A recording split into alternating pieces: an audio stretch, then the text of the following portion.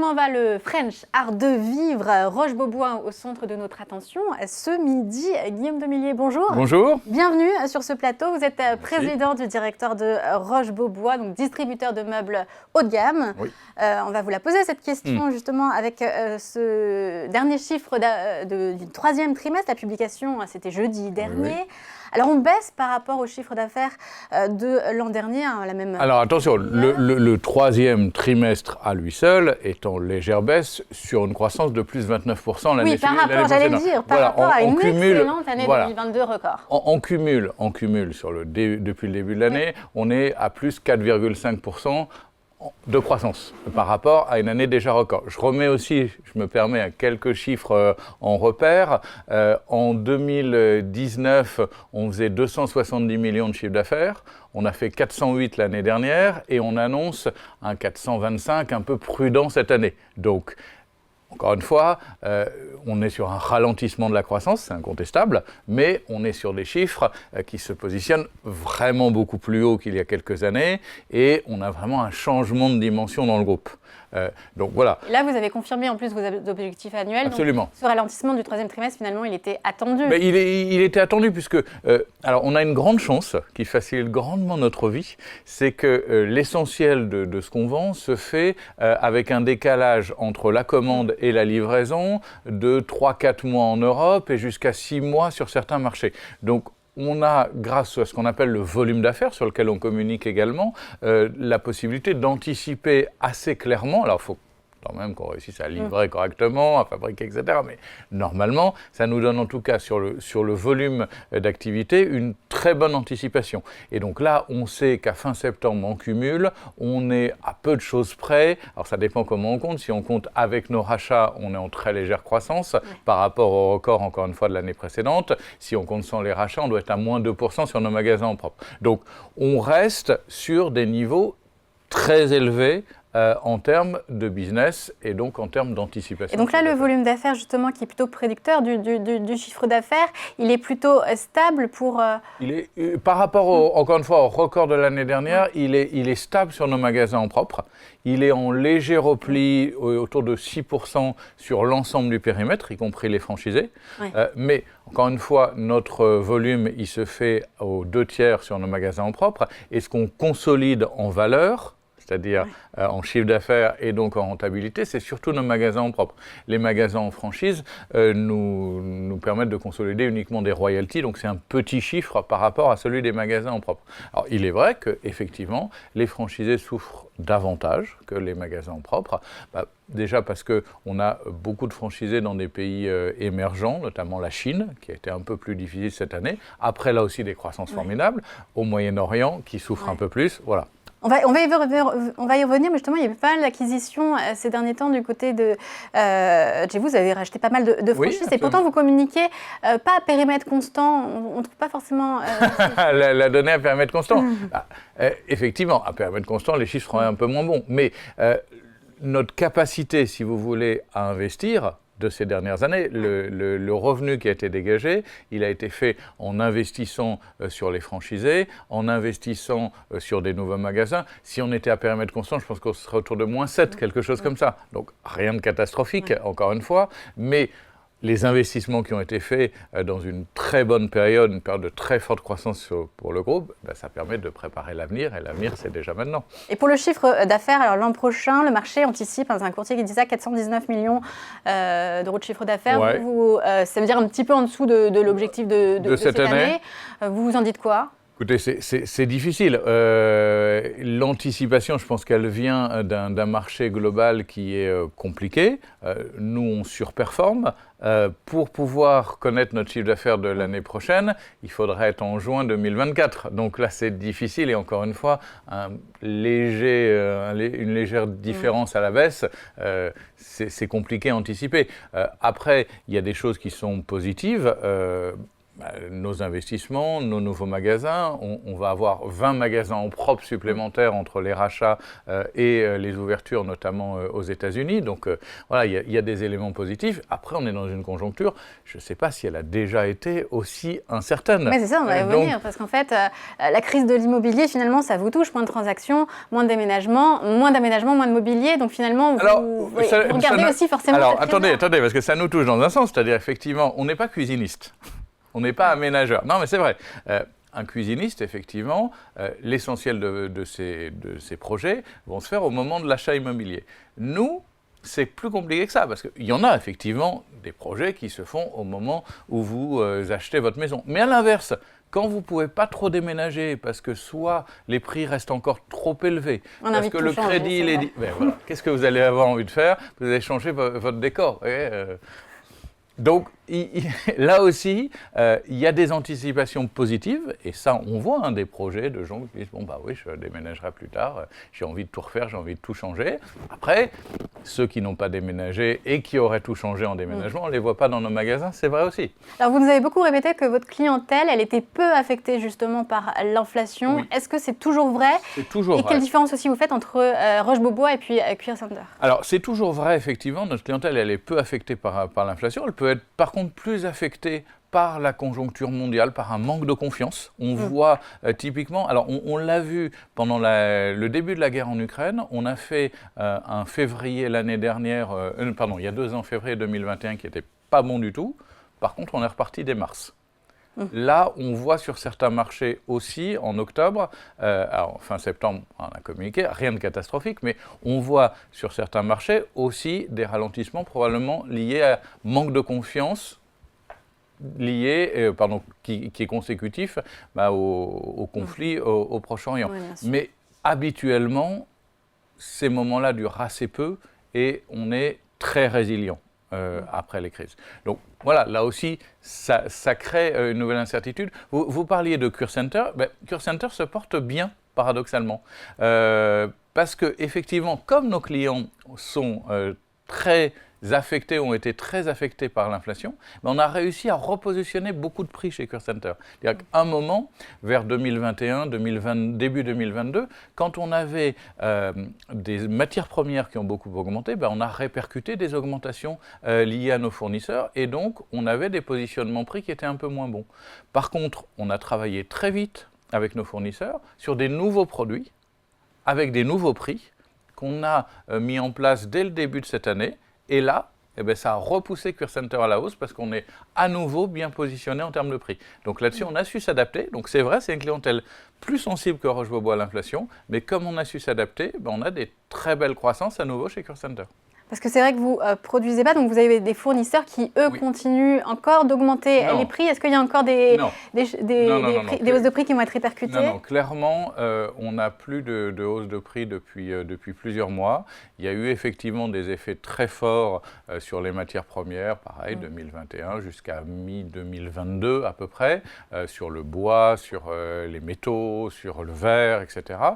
Et nos fournisseurs sont des partenaires de 10 ans, 20 ans, 30 ans, donc on a travaillé avec eux pour limiter au maximum l'augmentation, mais on ne pouvait pas non plus les abandonner en disant vous avez 30% de plus de matières premières et puis on ne bouge pas les prix. Donc on a trouvé des solutions et on a eu des augmentations, oui, autour de plus 10, plus 15 sur certains produits étalés sur 2 ans. Mais aujourd'hui, très clairement, les matières premières sont stabilisées à des niveaux élevés, baissent légèrement, mais ça prend aussi un petit peu de temps. Donc non, nous n'avons plus d'augmentation de prix dans nos produits. Dans certains cas, nous pouvons même avoir des discussions à la baisse, mais ça prend un petit peu de temps. La répartition du chiffre d'affaires, justement un tiers en France, c'est une part même plus importante aux États-Unis. Oui. Comment va la Chine? Parce que là, ce sont des franchisés, mais quand la Chine ne va pas bien, ça vous impacte comment? Ça nous impacte que là-dessus, c'est-à-dire que sur un petit pourcentage de redevances, donc c'est très, très limité. Après, on pense très fort que la Chine, c'est un vrai potentiel pour l'avenir, donc on aura probablement intérêt un jour à avoir la Chine en propre. Encore une fois, on doit avoir des franchisés chinois qui sont à moins 20% par rapport à un quasi-triplement des chiffres.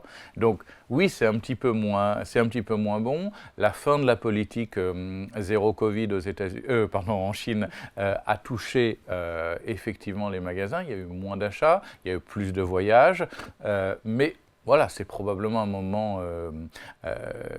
moment particulier. On continue avec notre franchisé à investir. On a 5 nouveaux magasins cette année. Donc voilà, l'avenir, il est aussi assez beau en Chine, très probablement pour Roche-Beaubois.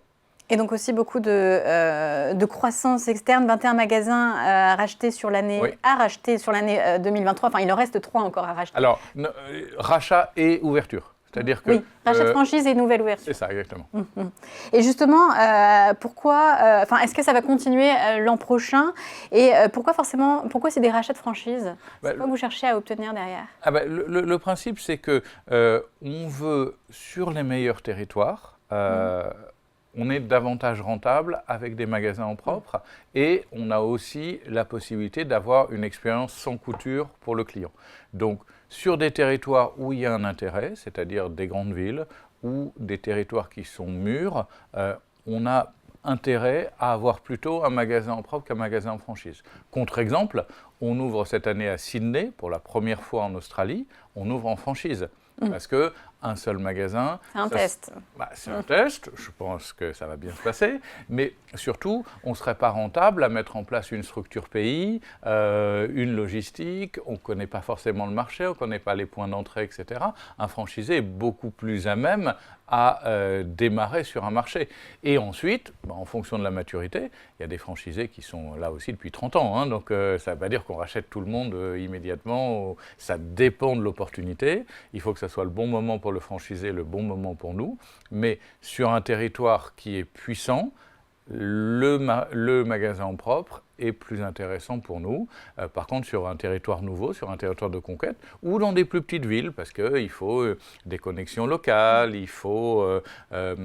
sur des plus petits volumes, la rentabilité est plus compliquée, et des indépendants, très souvent, réussissent mieux que nous. Et alors, quelles sont les prochaines étapes d'un développement justement à l'international? Quelles sont les prochaines destinations que vous visez? Alors, on a plusieurs projets effectivement en Europe de l'Est. On a aussi en franchise. On a aussi encore beaucoup de projets en Chine pour l'année prochaine. On a un très beau magasin. On a un franchisé au Maroc qui est extraordinaire, qui fait un travail extraordinaire autour de la marque, et on va ouvrir un magasin à Casablanca dans le centre qui va être magnifique, qui est un des plus beaux magasins de la marque. On ouvre là en propre dans quelques jours, presque mi-novembre à Nice, place Masséna. Donc dans un endroit magnifique qui va là aussi être extrêmement positif pour l'image de la marque. Et puis aux États-Unis, on a quelques projets qu'on est en train de regarder sur des villes importantes où on n'est pas encore présent et qui sont des beaux potentiels de développement pour la marque. Par exemple, lesquels ? Du côté de la Silicon Valley ou, je ne sais pas, en Floride par exemple, aujourd'hui, on a, si je ne dis pas de bêtises, 6 magasins. Le Texas, c'est un PIB équivalent, on n'a que 2 magasins. Donc clairement, on cherche des emplacements au Texas à équilibrer. Là aussi, il y a un vrai potentiel. On a ouvert pas mal cette année 2 magasins au nord de Los Angeles, entre Los Angeles et San Francisco. C'est un territoire qu'on ne touchait pas très bien. Donc il y a encore de très beaux territoires aux États-Unis dans lesquels on n'est pas présent et qu'on est en train de regarder. Mais évidemment, on veut des emplacements très premium et ça prend un peu de temps. On va revenir sur le parcours du titre. Alors, introduction en bourse en 2018. Sur le début de l'année, c'est quand même pas mal, plus 13%. Alors, on analyse qui vous suit, qui dit quand même que le potentiel de bonnes nouvelles est limité. Ça veut dire, vous démentez, qu'est-ce que vous lui dites ? Quand même. Non, il est un peu dur. Il est un peu dur avec nous. Non, il y a encore plein de projets, il y a encore plein de choses. On parlait du développement international, on parlait de rachat possible de franchisés. Il y a peut-être des nouvelles catégories de produits sur lesquelles on pourrait aussi se développer. Il y a encore beaucoup de bonnes nouvelles qui peuvent arriver autour de la marque. Après, on a eu une croissance du titre qui a été assez extraordinaire cette année. On est passé de 30, on est monté jusqu'à 55 € dans l'été. Aujourd'hui, au plus haut, voilà. Aujourd'hui, depuis que le CAC a perdu à peu près 10%, nous on a perdu à peu près la même chose. Bon, voilà. Mais ça reste un très très très beau parcours en bourse et il y a encore un très beau potentiel. Il n'y a pas dans le monde de concurrent global à Roche-Beaubois. C'est-à-dire que nous sommes leaders mondial de la haut de gamme. On a des concurrents, évidemment qu'on a des concurrents, mais on a des concurrents par pays. Et ça, je pense que c'est une chance extraordinaire. Et encore une fois, ça nous laisse un potentiel de développement avec un positionnement qui est premium en France, mais qui confine au luxe aux États-Unis, en Asie, dans tous nos pays de développement aujourd'hui. On a clairement un potentiel extraordinaire. C'est l'image aussi du luxe français, finalement. Bien sûr. Alors, 12% de flottants, on dit que souvent c'est peu, c'est un peu traite parce que c'est liquide et ça favorise la volatilité. Vous participez dans cette stratégie actionnariale. Quel est le rôle aussi du fonds Alors voilà, j'ai du mal en tant que président du directoire à définir la stratégie actionnariale, forcément. On garde les deux familles fondatrices au capital, la famille Roche, la famille Chouchan, et puis nous avons depuis 2013 un fonds d'investissement italien, Tamburi Investment Partner, type, qui est au capital. Écoutez, ils ont été habitués à un très très beau parcours, et boursier, et en termes de rentabilité. Donc, autant les familles que le fonds d'investissement ne sont pas pressés à bouger. Et ils croient eux aussi beaucoup dans le potentiel d'appréciation de la marque en termes de volume, de rentabilité et donc du titre. Donc oui, c'est vrai qu'un peu plus de flottants apporterait plus de liquidité et moins de volatilité probablement, mais voilà, les actionnaires sont bien visiblement dans le capital et il pourrait y avoir un jour des mouvements, mais pour l'instant, voilà, j'ai pas d'informations de ce côté-là. Eh bien, merci Guillaume Demilly. On était presque dans un salon avec les images qu'on voit derrière nous, dans un salon très confortable. Merci beaucoup. Merci à vous. Je rappelle que vous êtes président du directeur de Roche-Beaubois. Merci.